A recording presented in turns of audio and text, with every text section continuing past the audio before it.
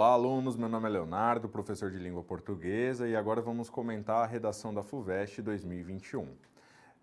Então, vocês perceberam que a FUVEST, né, traz o tema, então perguntando se o mundo contemporâneo está fora de ordem, está pensando já a organização, né, do mundo contemporâneo, porque as palavras que vão funcionar aí como eixo temático, que vão compor a redação, que vão dar o direcionamento, são as palavras mundo contemporâneo, né? Então a gente tem essa expressão, e do outro lado, ordem. Então, beleza. Feita a leitura da frase temática, nós chegamos então à redação, né? Aos textos que estão ali compondo a contemporânea, que estão compondo a coletânea, e aí vamos fazer a leitura e comentando um pouquinho desses para a gente ver o que se esperava na redação. Então, olha lá o texto 1, que é um texto do Pierre Dardot e do Christian Laval, né, que são sociólogos, filósofos, enfim, da universidade, não lembro agora de que universidade de Paris, se é da Sorbonne ou não, e aí eles estão escrevendo sobre o neoliberalismo. Então, olha lá. O neoliberalismo define certa norma de vida nas sociedades ocidentais e, para além dela, em todas as sociedades que as seguem no caminho da modernidade. Essa norma impõe a cada um de nós que vivamos num universo de competição generalizada, intima os salários e as populações, os salários e as populações a entrarem em uma luta econômica uns contra os outros, ordena as relações sociais segundo o modelo de mercado, obriga a justificar desigualdades cada vez mais profundas, muda até o indivíduo, que é instado a conceber a si mesmo e a comportar-se como uma empresa.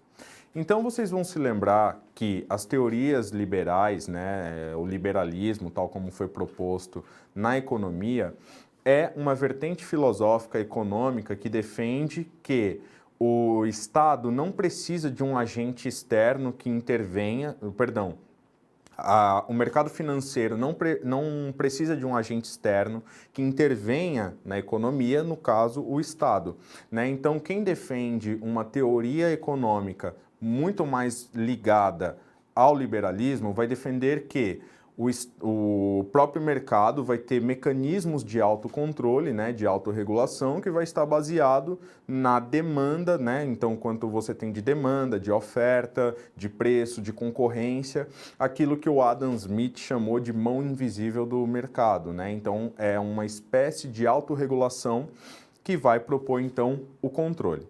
Esse é o liberalismo. A partir da década de 1970, você tem então o surgimento do neoliberalismo. Por quê? Depois das guerras mundiais, né, depois das guerras mundiais e da bipolarização do mundo, você tem a União Soviética e tem os Estados Unidos do outro lado, o mundo passou por um momento econômico de forte intervenção estatal. Né? Então, a gente vai se lembrar que não eram empresas que combatiam, por exemplo, a União Soviética, mas governos. Então, você tinha os governos de maneira muito presente, né, na economia, regulando taxa de juros, inflação, oferta, consumo, estimulando a economia e por aí vai.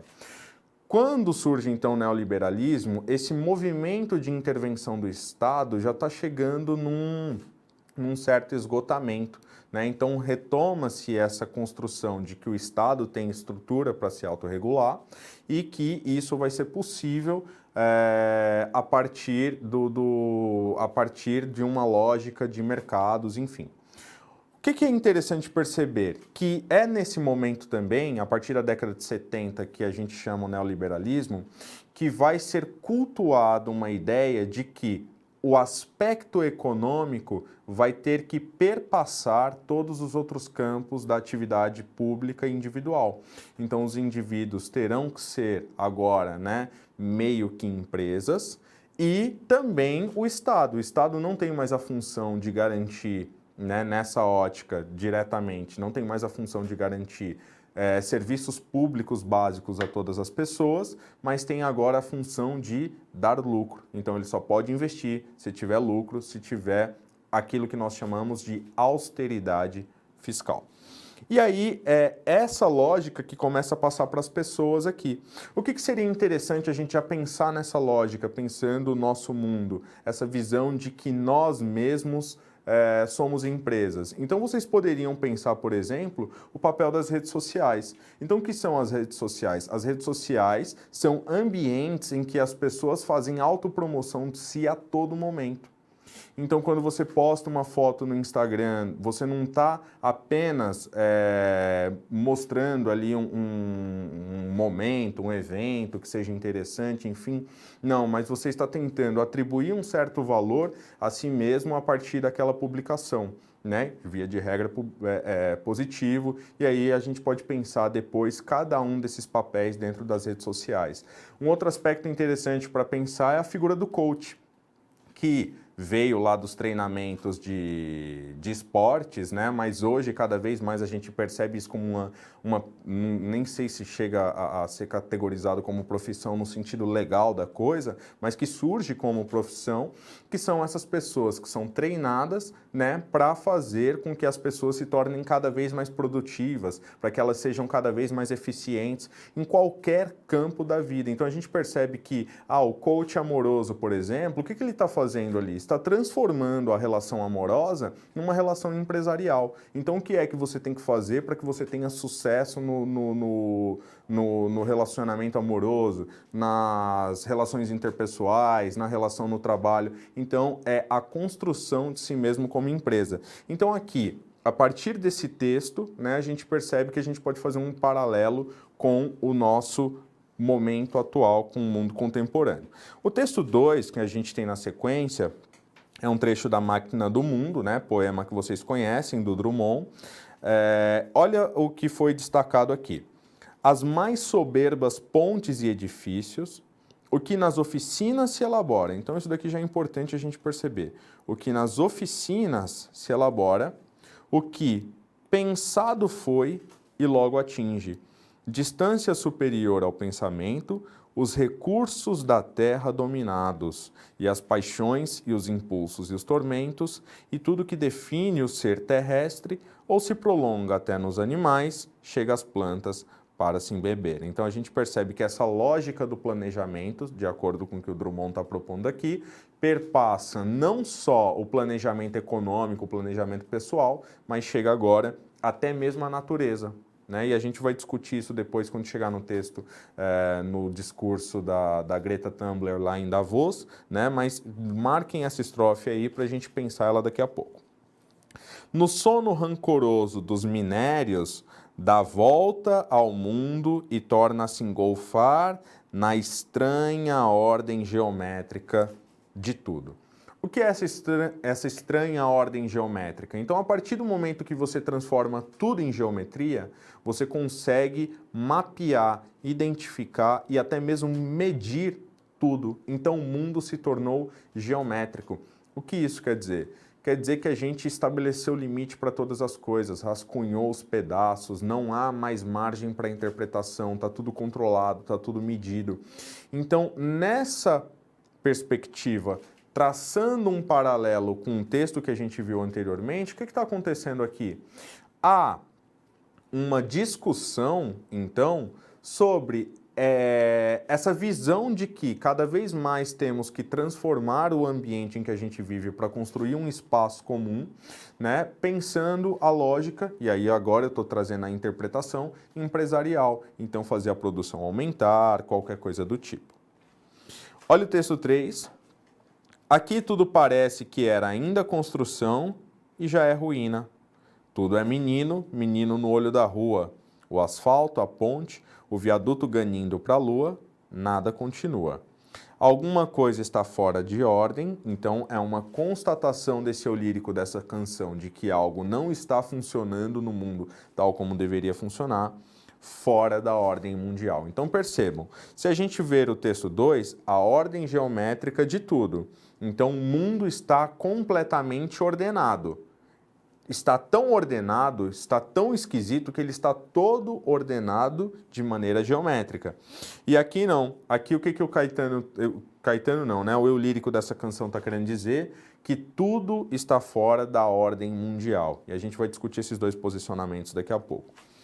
No texto 4, a gente tem uma célebre charge da Mafalda, em que aparece a Mafalda cuidando do globo terrestre todo machucado, né? Então ele está doente, enfim, e aí precisa de um cuidado. A gente pode fazer várias leituras a partir disso. Então, beleza. E o texto 5, então, que é o texto da Greta Thunberg, né? Foi o discurso que ela fez em Davos, em 2019. Olha lá. Os adultos ficam dizendo, devemos dar esperança aos jovens, mas eu não quero a sua esperança. Eu não quero que vocês estejam esperançosos. Eu quero que vocês estejam em pânico. Quero que vocês sintam um medo que eu sinto todos os dias. Eu quero que vocês ajam. Quero que ajam como agiriam em uma crise. Quero que vocês ajam como se a casa estivesse pegando fogo, porque está. Então vocês sabem, a Greta Thunberg é uma ativista, né? Ganhou muito sucesso, ganhou muita fama primeiro pela sua idade e pela força do seu discurso, né? Então a gente pode categorizar como uma militante da causa ambiental, né? E ela ganhou bastante destaque, tem participado de diversas palestras, enfim. Vem então a pergunta do tema, né? Olha lá, considerando as ideias apresentadas nos textos e também outras informações que julgar pertinentes, redige uma dissertação em prosa na qual você expõe seu ponto de vista sobre o tema. O mundo contemporâneo está fora da ordem?